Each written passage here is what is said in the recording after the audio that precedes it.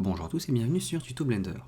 Dans cette vidéo, je vais vous parler de l'outliner, de sa refonte et donc du système de collection qu'il y a maintenant dans Blender.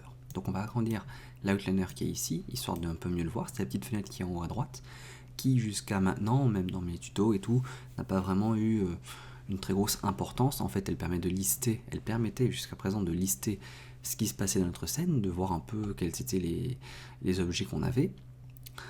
Et normalement de ranger un peu la scène, mais c'était pas vraiment le cas jusque là. On pouvait à la limite gérer l'affichage au rendu ou l'affichage dans la vue 3D, mais ça s'arrêtait un peu là. Aujourd'hui dans Blender, cet outliner a reçu un gros boost, un gros changement. Ça veut dire qu'il y a un mélange en fait entre ce qu'était l'outliner avant, mais ça prend aussi en compte les calques qu'on avait, les 20 petites boîtes qu'on avait en bas, et ça prend aussi le système des groupes dans Blender. Tout ça, ça a été mélangé et ça a donné le système qu'on a ici, la fenêtre qu'on a ici. Alors, comment vous expliquer un peu tout ça? Déjà, les groupes et les calques ont été un peu regroupés ensemble pour faire ce qu'on appelle un système de collection. C'est comme ça que ça s'appelle. Les collections, il faut tout simplement voir ça comme un système de dossiers.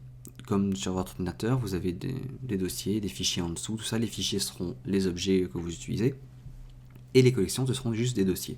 Il peut y avoir des sous-dossiers, donc des sous-collections, autant que vous voulez, et ça se répertorie, ça s'affiche avec des indentations comme ça, c'est très simple, très clair, ça ressemble beaucoup à ce qu'on voit sur un navigateur, un explorateur de fichiers classique. Alors je vais plus vraiment parler de dossier, je vais continuer de parler de collection, c'est le terme employé par Blender, donc restons sur les collections.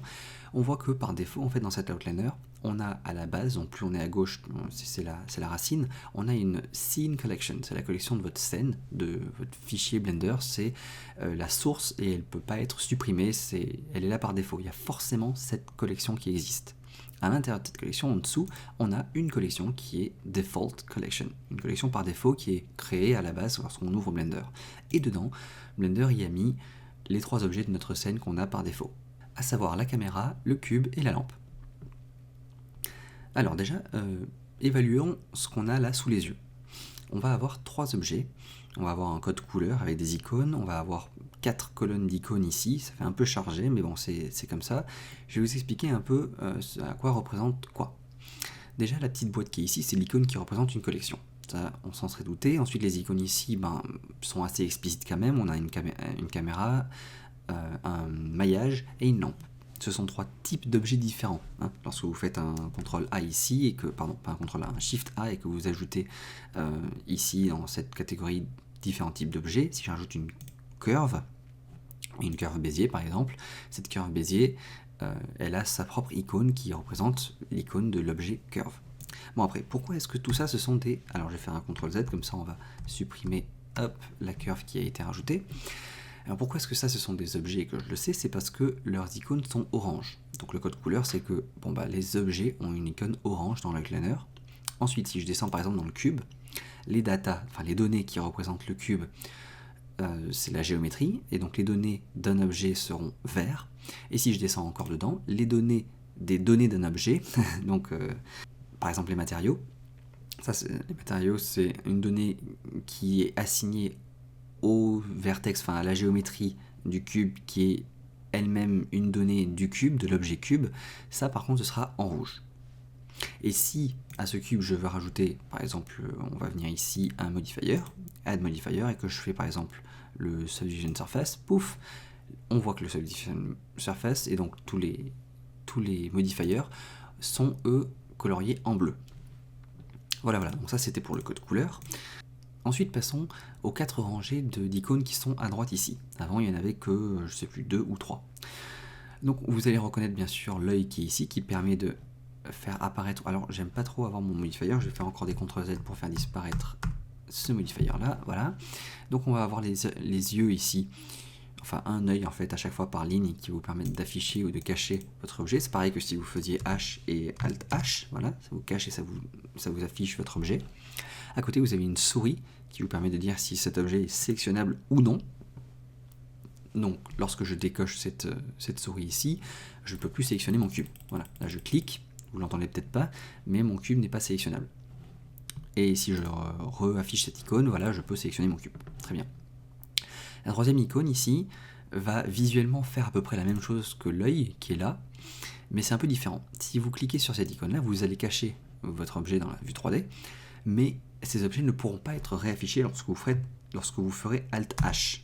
C'est vraiment désactivé. Alors, ils apparaîtront en rendu, parce que la 4e colonne, elle, gère qu'est-ce qui apparaît ou non en rendu.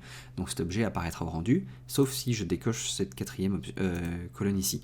Mais il arrive parfois que lorsque vous êtes en train de modéliser, vous faites des choses au fur et à mesure, vous voulez cacher certaines choses, les réafficher dès que vous avez fini, mais pas afficher ce que vous aviez caché avant, et ça vous permet d'avoir un peu plus de contrôle sur l'affichage dans votre espace 3D. Donc voilà, ça sert juste à ça. Vous avez l'œil qui va être directement le H et Alt-H.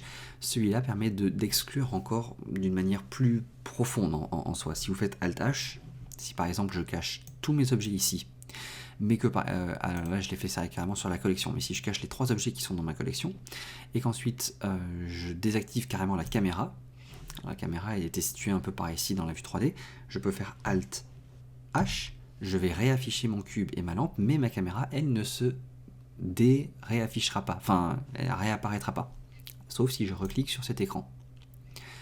Voilà, bon après c'est pas quelque chose de crucial à comprendre. Si vraiment vous êtes débutant, vous occupez que des 3 autres onglets, c'est peut-être un peu pour des gens un peu intermédiaires ou avancés dans Blender qui utiliseront ces icônes-là. Ensuite, alors comment ajouter une collection? C'est très simple, vous pouvez faire un clic droit dans la fenêtre Outliner ici, dans le vide, et vous allez faire New, et donc ça crée une nouvelle collection. Voilà, c'est très simple. Alors ce qu'il faut savoir, c'est que dès que vous ajoutez quelque chose, que ce soit une collection ou un objet, vous allez l'ajouter dans l'endroit où vous trouviez. Donc je me trouvais dans cette collection-là, la Default Collection, du coup ma nouvelle collection... Ah non, pardon, je viens de dire n'importe quoi, quand je clique à l'extérieur, ça me crée une nouvelle collection à la racine. Par contre, si j'avais cette collection de sélectionner et que je faisais Shift A et que je rajoutais par exemple un cercle, ce cercle serait rajouté dans la collection dans laquelle je me trouve. Donc si je clique sur collection numéro 2 et que je fais Shift A, Mesh, Plane, hop, je rajoute un plane, mais dans la collection numéro 2, parce que c'est celle-là qui était sélectionnée. Donc faire attention à quelle collection est sélectionnée dans l'outliner lorsque vous voulez rajouter des objets. On va un peu déplacer les objets qui sont ici, comme ça on peut voir un peu tout ce qu'on a ici. Voilà, donc j'ai un cercle, un plane et un cube, dans 2 collections différentes. La deuxième manière de rajouter des collections, c'est carrément de cliquer sur l'icône qui est en haut ici, qui est l'icône d'une collection, vous cliquez là-dessus et pouf, vous rajoutez une collection. Et cette fois-ci, vous voyez que j'avais ma collection 2 de sélectionner, donc quand j'ai rajouté ma collection, elle a été rajoutée dans ma collection 2. Si je voulais la faire en dehors, il fallait que je sélectionne ma collection scène, enfin principale, et que je clique là-dessus pour rajouter ma collection à l'extérieur. Tout à l'heure, ça a rajouté ma collection à l'extérieur parce que j'ai fait un clic droit dans le vide, et j'ai rajouté ma collection dans le vide. La dernière manière de rajouter une collection, c'est lorsque vous voulez déplacer un objet par exemple. Si vous voulez déplacer un objet, vous pouvez le faire visuellement ici en faisant un drag and drop. Donc mon cube, je veux plus qu'il soit dans ma default collection, je veux qu'il soit dans ma collection numéro 3. Donc tout simplement, je vais cliquer, drag et déplacer mon cube en bas dans ma collection numéro 3. Ça c'est la première manière de déplacer un objet. Mais vous pouvez aussi le déplacer avec l'ancienne touche qui permettait de déplacer des objets entre les différents calques, et c'est la touche M. Donc avec mon cube de sélectionner, si je veux le remettre dans ma collection par défaut, je fais M, et je peux déplacer mon cube dans ma collection par défaut, voilà, boum, on l'a vu visuellement se faire ici, ou alors je peux faire M, et je peux rajouter une nouvelle collection ici, faire New Collection, j'ai la possibilité de renommer ma collection, je veux dire que c'est la collection cube, entrée, et OK, et une collection cube a été créée avec mon cube qui a été déplacé automatiquement dedans. Donc ça me permet de faire le lien sur le nommage des collections, enfin comment renommer une collection. Vous pouvez le faire, donc comme vous venez de le voir avec la touche M lorsque vous créez une nouvelle collection, ça vous donne l'option renommer la collection, mais si vous l'avez créé avec un clic droit ou si vous l'avez créé directement ici, vous pouvez double-cliquer sur le nom d'une collection et puis taper test par exemple, la renommer comme vous voulez. Donc ça c'est très pratique, ça veut dire qu'avant les calques qu'on avait c'était juste 20 petites boîtes qui n'étaient pas renommables. Il y avait un add-on qu'on pouvait activer qui se mettait dans l'outliner, dans la toolbar ici, mais qui devait être visible, donc on ne pouvait pas utiliser la toolbar pour autre chose, il fallait voir cet onglet là d'outliner. où on pouvait renommer un peu les calques, mais là, ça se fait directement dans Outliner, c'est quand même beaucoup plus pratique de cette manière-là. Vous pouvez aussi déplacer les collections, il suffit de cliquer comme pour les objets de la collection, et ensuite de déplacer la collection où vous le voulez. Vous pouvez mettre une collection dans une collection, et une collection dans une collection dans une collection, enfin vous pouvez faire autant de sous-dossiers que vous le voulez. Tiens, pourquoi ça l'a pas fait? Je ne sais pas. Ah oui, parce que je suis en train de mettre la source dans le... Non. Alors vous pouvez mettre ce cube là-dedans, pouf, et vous allez faire 3 niveaux. Et si vous voulez tout fermer ou tout ouvrir en même temps, vous avez des raccourcis clavier. Alors il y a le M qui était dans la vue 3D, mais ici par exemple vous avez le raccourci clavier plus et moins du pavé numérique. Donc le moins va cacher un niveau, si je refais moins je cache encore un niveau, et plus je fais des plus j'augmente et je rentre à l'intérieur des dossiers et je rentre plus loin dans l'incrémentation des niveaux de la hiérarchie. Voilà, et donc je peux faire moins, autant de fois qu'il faut pour revenir à la base et avoir quelque chose d'assez clair visuellement. J'aimerais maintenant vous parler des filtres. Donc vous allez avoir une notion de recherche ici, vous pouvez faire une barre de recherche pour tester, par exemple j'aimerais trouver mon cube, hop je tape cube et puis hop ils me disent que alors le cube est à tel endroit et ils me le surlignent et puis tout ce qui correspond à cube est affiché. Ça c'est une barre de recherche classique, mais à côté de ça vous allez avoir un menu déroulant avec tout plein d'options de filtres. Alors par rapport à votre barre de recherche qui était ici, vous pouvez dire que vous voulez trouver les résultats qui matchent, enfin qui correspondent exactement à ce que vous avez tapé dans votre barre de recherche. Donc si par exemple là je tapais CA, il va me trouver la caméra parce que la caméra contient CA. Mais si je lui dis par exemple que je veux les résultats exacts de ce que j'ai tapé, bah là il n'y a plus rien. Parce qu'il n'y a plus rien dans ma scène qui se nomme juste CA.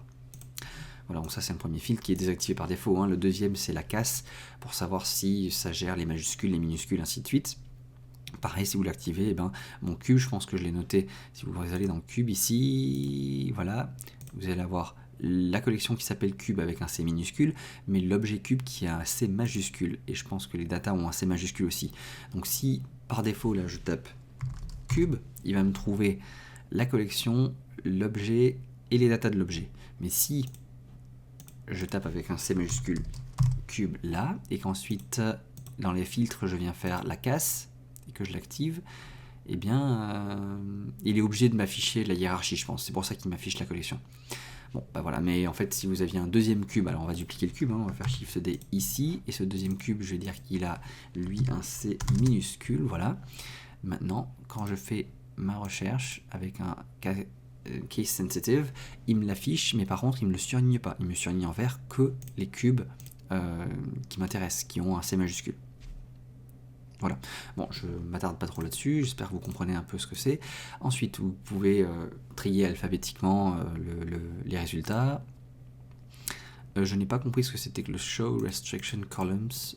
Ah oui, voilà, c'est caché en dessous. Voilà. Donc ça me permet d'afficher ou de cacher donc si je désactive les icônes qui étaient à droite ici. Voilà, si vous trouvez que ça prend trop de place ou que vous en servez jamais, vous pouvez les désactiver là. Et ensuite, c'est tout simple. Est-ce que dans votre Outliner, vous voulez voir les collections ou juste une liste d'objets sans les trier, sans savoir où est-ce qu'ils sont? Vous pouvez désactiver ça. Ne pas afficher ou désactiver les objets, afficher ou cacher les objets pour avoir juste les collections, ou enfin juste le reste, et ainsi de suite pour tout le reste, hein, les maillages, les lampes, les caméras, les empty, voilà. Et ici vous avez un menu déroulant qui vous permet de dire est-ce que vous voulez afficher dans votre Outliner tout dans votre scène, ou alors tout ce qui est visible. Donc si vous aviez caché des choses, eh ben, vous ne les voyez pas là-dedans. Donc si vous aviez fait les yeux, que vous aviez caché quelque chose, eh ben, dès que vous faites l'œil, ça l'enlève de l'outliner, ça peut être une manière d'être un peu plus propre, ou que les éléments qui sont sélectionnés, ou même seulement les éléments actifs, c'est-à-dire que même si vous avez plein d'éléments de sélectionnés, il n'y a que la sélection active qui sera affichée dans votre outliner, vous pouvez le faire via ce filtre qui est ici. Est-ce que vous voulez voir le contenu des objets, donc toutes les datas qu'on voyait tout à l'heure, ou est-ce que vous voulez voir les enfants des objets, donc lorsque vous avez un parentage qui est fait. Voilà. Autre chose à noter, mais enfin, si vous n'êtes pas bête, vous le verrez bien, mais si je ferme par exemple cette collection, on voit que il nous affiche à côté les icônes de qu'est-ce qui est contenu dans cette collection. Et si je referme cette collection là aussi, on voit que j'ai une collection et deux maillages qui sont à l'intérieur. Et je sais que c'est deux maillages parce qu'il y a le petit 2 en dessous qui nous indique qu'il y a tant de cet objet de ce type-là, d'objet de ce type-là. Ça, c'est le type maillage. Alors, autre chose qui est très puissant avec ce nouveau système de collection, c'est qu'un objet peut partager différentes collections. C'est-à-dire qu'actuellement, mon cube, il est dans cette collection cube, mais je peux faire que ce même cube soit aussi dans la collection par défaut qui est ici. Pour ça, je vais venir ici dans les paramètres de mon objet. J'ai sélectionné mon cube, alors j'espère qu'il est sélectionné, voilà. Les paramètres de l'objet, et en fait ici vous allez avoir plein d'onglets, vous allez avoir un onglet collection. Si vous ouvrez cet onglet collection, on voit qu'il appartient à la collection cube ici, mais je peux dire que je veux l'ajouter à une nouvelle collection, et il me propose les différentes collections qu'il y a, donc je vais dire que je veux l'ajouter à la collection par défaut, qui est ici, pouf, et on voit que mon cube a été ajouté dans ma collection par défaut, et qu'il existe toujours dans ma collection de 1. Alors les numéros, c'est par défaut, hein, lorsqu'on a créé les collections, il a créé des numéros, il a dit que bon, bah, si c'est au niveau de la source, à ce premier niveau, cette première échelle de hiérarchie, il met un numéro à côté. Mais si on est dans la collection numéro 3 ou 2, en fait je pense que j'ai dû déplacer cette collection, hein, et ça devait être une collection qui était dans la collection 2. En fait, comment dire, je vais supprimer cette collection, je vais faire un clic droit et je vais faire delete, donc pour supprimer une collection. Et en fait, je vais supprimer toutes les collections, celle-là aussi, voilà. J'ai 2 collections qui sont au même niveau, je vais même faire ça, ça, et voilà. Et là, je vais créer dans la scène collection ici, hop, 2 collections. Donc on voit qu'il crée les collections numéro 3 et 4 avec un numéro, mais si je me mets dans cette collection 3 et que je clique là-dessus, je vais créer une collection 3, 1, parce que c'est la première collection qui est dans la collection numéro 3. Voilà, c'est une petite logique comme ça, j'espère que vous comprenez au moins. Sinon, renommer votre collection, c'est toujours une bonne chose de renommer tout dans Blender. Vous verrez, lorsque vous ferez des scènes plus complexes, lorsque vous deviendrez intermédiaire ou avancé dans Blender, et que vous ferez des scènes beaucoup plus complexes, c'est vite facile de s'y perdre. Lorsque vous voulez chercher le cube numéro 38000, et ben, c'est mieux de les avoir nommés. Voilà, donc je disais donc que mon cube peut appartenir à plusieurs collections, donc là il appartient à la collection cube, mais il appartient aussi à la collection défaut. Et si je renomme le cube qui est ici, et que je dis qu'en fait c'est super cube, voilà, pouf, et bien en fait il a été renommé dans la deuxième collection en bas aussi. C'est bien pour vous montrer que c'est le même cube dans les deux. Et ça c'est très pratique parce que ça vous permet d'organiser vos scènes et dire par exemple lorsque vous faites, je sais pas moi, on va dire que vous faites de l'architecture et que vous avez commencé à modéliser une maison avec les différentes pièces et des groupes peut-être pour les portes, pour les fenêtres, des groupes pour la chambre, la cuisine, ainsi de suite. Peut-être que vous vous dites en fait j'aimerais cacher toutes les portes mais afficher quand même ce qu'il y a dans cette collection. En fait, vous voudriez cacher tout un type de collection. Par exemple, le cube, j'aimerais cacher toute la collection cube, ici. Hop, je vais la cacher. Mais j'aimerais que mon super cube, lui, soit toujours visible. Donc j'ai caché ma collection cube. Elle redevient visible, mais, tout ce qu'il y avait dans ma collection cube, mais j'ai réaffiché quand même ce qu'il y avait dans mon super cube, enfin mon super cube qui est dans cette collection, parce que je peux y avoir accès via une autre collection. Je suis en train de me perdre dans mes explications, j'espère que vous comprenez la logique derrière et à quel point c'est intéressant d'avoir cette option. Si c'est un peu trop compliqué pour vous, ne vous en servez pas, hein, tout simplement, vous pouvez ici supprimer, enfin toujours dans l'onglet des données de l'objet, et vous sélectionnez l'objet en question, et dire ok, il appartient à telle et telle collection, je veux qu'il appartienne à une seule collection, bon je vais supprimer l'objet de la collection default, et je vais les garder que dans la collection cube. Une dernière chose dont j'aimerais parler ici, c'est le système des links et des appends. Donc vous connaissez sûrement ce que sont les links et les appends dans Blender.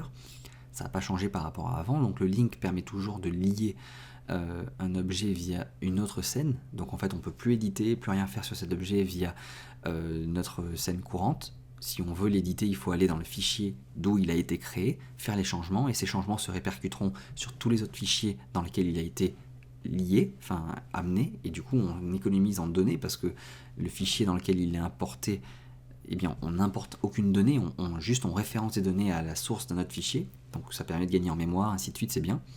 Et le append c'est autre chose, ça veut dire que l'objet a déjà été créé dans un autre fichier Blender, mais on dit oh ben j'aimerais aussi le copier-coller dans ce fichier Blender là ici, comme ça je l'ai déjà fait, j'ai pas besoin de le refaire. Mais sans avoir à lier les fichiers entre eux, tout ça, je veux juste un copier-coller, et vous faites un append en prenant l'objet ou quoi que ce soit d'un autre fichier. Ça peut être des matériaux, ça peut être plein de choses, et maintenant, ça peut aussi être des collections. Si maintenant je fais le F4 qui est ici, et mince, je me suis trompé, donc ça devait être F2, voilà, c'est F2. Je peux faire link ou append, ou alors je peux aussi faire le file et link append qui sont ici. Donc si je fais append par exemple, je peux venir ici, donc sur mon desktop, j'ai déjà enregistré un tuto Outliner. Si je clique dessus, je navigue à l'intérieur, et voilà tous les types de choses que je pourrais link ou append. Là en l'occurrence je suis en train de faire un append. Donc je peux choisir un objet, un maillage, des matériaux, des lampes et des collections. Donc je peux cliquer sur collection, et donc il y a la collection par défaut, et j'ai créé une collection Suzanne, tiens. Et ben je vais cliquer sur ça, et je vais append cette collection là. Et maintenant j'ai ma collection Suzanne avec un plane et une Suzanne, c'est exactement ce que j'avais fait, qui apparaît ici dans mon outliner, et dedans j'ai ma Suzanne avec, alors j'avais créé une collection, j'avais fait des tests de mon côté, donc dans cette collection j'avais ma collection Suzanne qui est ici avec mon plane et ma Suzanne, et j'y ai accès, j'ai accès à tous les trucs, ça a été append ici, je peux faire ce que je veux avec, et ça marche très bien. Si j'avais fait un link, j'aurais juste la collection et je pourrais rien faire, je pourrais pas jouer, travailler sur ces objets là, et il faudrait que j'aille dans le fichier où c'est enregistré. Alors, je suis en train de voir des notes à côté juste pour voir si j'ai rien oublié dans ce tutoriel. Je sais, ça a été un peu brouillon, je suis désolé pour vous. Mais comme je le disais tout à l'heure, toutes les collections ont été numérotées automatiquement, dans un ordre croissant, normal. Donc même si vous avez renommé vos collections, il y a des numéros. Donc là j'ai quand même pas mal de collections, j'ai même des sous-collections et des sous-sous-collections, donc c'est très bien. Si par exemple je veux prendre mon cube, qui est ici, et que j'aimerais le déplacer dans une collection, je vous ai dit qu'on peut faire M.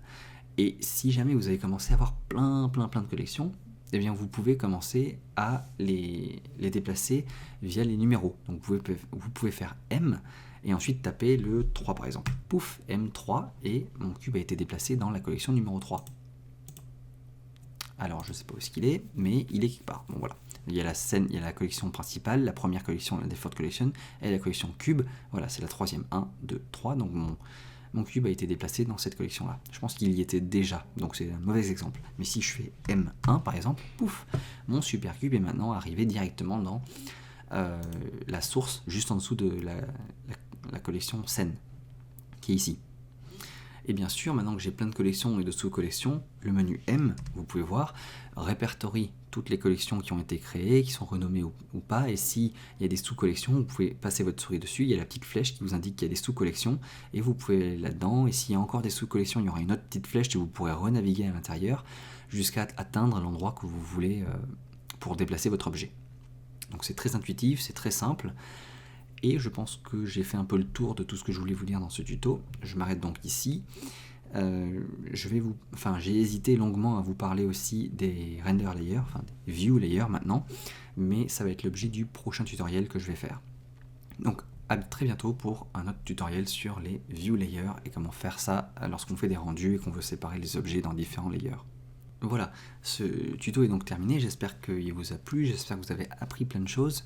Avant que vous partiez, j'aimerais juste vous faire une annonce. Il y a une nouveauté sur ma chaîne que j'aimerais partager avec vous, c'est que j'ai été accepté sur la communauté Utip. La communauté Utip, c'est quelque chose qui est nouveau pour moi, ça fait longtemps que j'ai fait la demande, mais ils sont très lents à accepter. En tout cas, c'est une nouvelle manière de soutenir la chaîne et de m'aider financièrement sans que vous dépensiez quoi que ce soit enfin vous pouvez, mais bon non. En soi, par exemple, vous cliquez sur le lien que je vais mettre dans la description, vous allez sur mon Utip et vous pouvez par exemple juste regarder une pub volontairement, vous décidez vous-même de regarder une pub de quelques secondes, et du coup ça me rapporte quelques centimes, ou ça m'aide et ça me soutient de cette manière-là. Vous pouvez aussi devenir Fire Tipper, et j'ai pas encore tout saisi de comment ça fonctionne ce truc-là, vous pouvez aller vous renseigner si ça vous intéresse. Mais voilà, si jamais vous voulez soutenir ma chaîne, mais que Patreon c'est pas super, vous pouvez me soutenir de cette manière-là. Ça me ferait très plaisir, ça m'aiderait beaucoup, et je vous en serais très reconnaissant. Voilà, merci beaucoup, et à bientôt pour un autre tutoriel. Salut!